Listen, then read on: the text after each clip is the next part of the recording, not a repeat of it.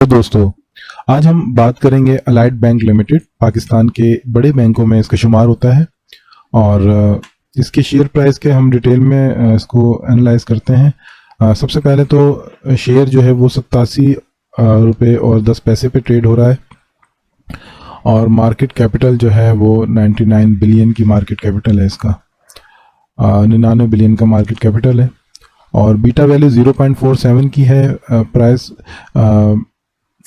और जो इस वक्त जो आपका 52 वीक का रेंज हम देखते हैं, एक साल का जो हाईएस्ट आया है इसका वो 88 रुपये का है और जो लोएस्ट है वो 62 रुपये और 1 पैसे का तकरीबन ये लोएस्ट आया है।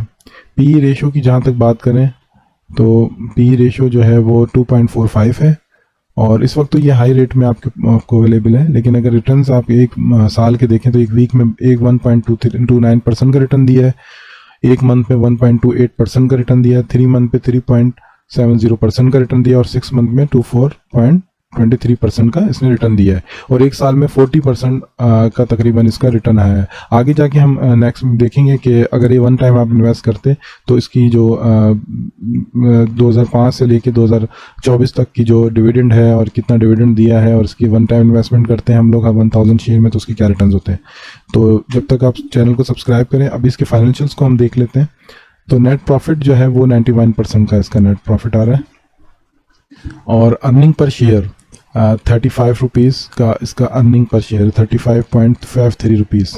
तो अर्निंग पर शेयर बहुत अच्छा है और नेट प्रॉफिट की जहाँ तक बात करें तो 2019, 20, 21 और 22 में मुसलसल इंक्रीमेंट ही इसके अंदर है। सिर्फ 2021 में थोड़ा सा ये कम हुआ था, लेकिन नेट प्रॉफिट इसका 2023 में बहुत अच्छा आया है। इक्विटी की जहाँ तक हम बात करते हैं तो 127 बिलियन की इक्विटी है, जिसमें इन्वेस्टर जो है वो 1123 बिलियन का जो अमाउंट है वो इन्वेस्टर की तरफ से है। अब हम देख लेते हैं कि 2005 में अगर हमने 1000 शेयर इन्वेस्ट किए होते, इनिशियल इन्वेस्टमेंट हमारी जो है वो वन टाइम इन्वेस्ट किए होते तो 40,000 रुपये बनते हैं। 2005 में जो रेट था 40 रुपये का रेट था और इस पूरे टर्म में 2024 तक 2005 से 2024 तक 2,60,588 रुपये का डिविडेंड पेड किया है। बोनस शेयर इशू हुए 1,551 और करंट प्राइस वक्त जो चल रही है वो 87.10 पैसे की है। टोटल शेयर बन जाते हैं 2,551। टोटल वैल्यू बनती है तकरीबन 8,82,000 और 784 रुपये। ये तकरीबन जो है 14% की ग्रोथ है और आपको पता है कि इस पूरे टर्म के अंदर अगर 20 ईयर्स या 19 ईयर्स में देखें तो इन्फ्लेशन को अगर हम एवरेज देखें तो 10% की इन्फ्लेशन का हमारे पास रेट आ रहा है। तो 10% की इन्फ्लेशन है और 14% की ग्रोथ हो, यानी कि अगर आपके इन्वेस्टमेंट आपकी जो इन्फ्लेशन को उसने वो बीट किया है वो सिर्फ 4% बीट किया है। तो ये चीज़ बड़ी इंपॉर्टेंट होती है किसी भी कंपनी का में इन्वेस्टमेंट करने से कि आप ये देखेंगे कि उसके ट्रैक रिकॉर्ड के अंदर जो रिटर्न्स आ रहे हैं और जो इन्फ्लेशन है उसको कंपेयर करना ज़रूरी होता है।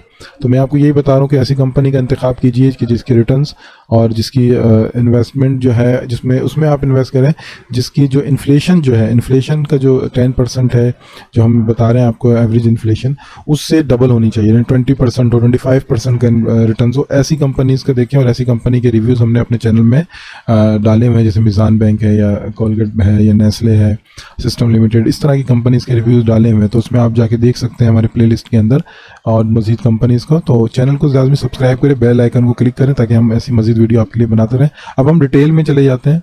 तो डिटेल आप देख लें कि 2005 से जो है डिविडेंड इन्होंने दिया है और 2005-6 में डिविडेंड दिया है, 2006 में फिर बोनस दिया है, 2007 में डिविडेंड, 2007 में बोनस, 2008 में डिविडेंड, 2008 में बोनस, 2009 में डिविडेंड, 2009 में बोनस, 2010 में डिविडेंड, 2010 में बोनस, 2011 में डिविडेंड। अच्छा, dividend bonus, dividend bonus, dividend bonus ये कंटिन्यूसली 2012 तक इन्होंने दिया। इसके बाद 13 में भी दिया है, 14 में सिर्फ डिविडेंड दिया, 14 में सिर्फ डिविडेंड दिया है और 6.5 रुपीज़ का डिविडेंड 14 में देना शुरू किया, 15 में दिया 7 रुपये का, 16 में दिया 7 रुपये 25 पैसे का, 17 में दिया 7 रुपये का और उसके बाद इसी तरह से जो है 2023, 2022, 23, 24 और 25, तो ये सारे डिविडेंड जो है इस पूरे टर्म में दिए हैं और हर टर्म में डिविडेंड दिए है।